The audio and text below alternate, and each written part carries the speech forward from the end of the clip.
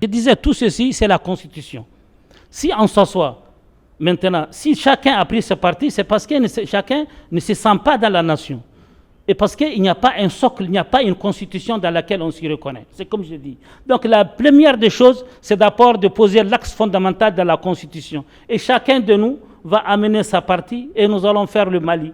Mais si maintenant on n'arrive pas à trouver le terrain d'entente, si on n'a pas pu trouver quelque chose qui nous unit, mais chacun va rester avec son morceau, donc c'est ça la somalisation. Et c'est ce que je disais, que nous sommes dans un tournoi décisif. Ou on crée une nation, ou on crée une Somalie. Il n'y a pas d'autre manière, il n'y a pas de choses. Et nous sommes aujourd'hui à égale distance de la légitimité. Chaque partie malienne est légitime. Donc il n'y a pas une partie malienne qui est plus légitime que l'autre.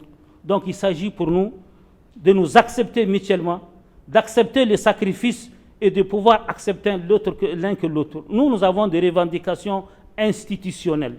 Nous avons pris les armes pour des revendications institutionnelles.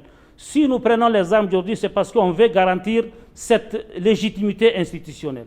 Et si une fois qu'elle est prise en charge, nous n'avons pas d'intérêt de garder des armes, nous allons les utiliser dans l'armée, dans la refondation de l'armée, dans la refondation de l'État, dans l'outil de défense nationale dont nous nous sentons une partie et pour lequel on est prêt à mourir.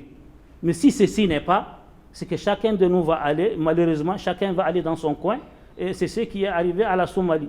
Donc les Maliens sont en train de choisir.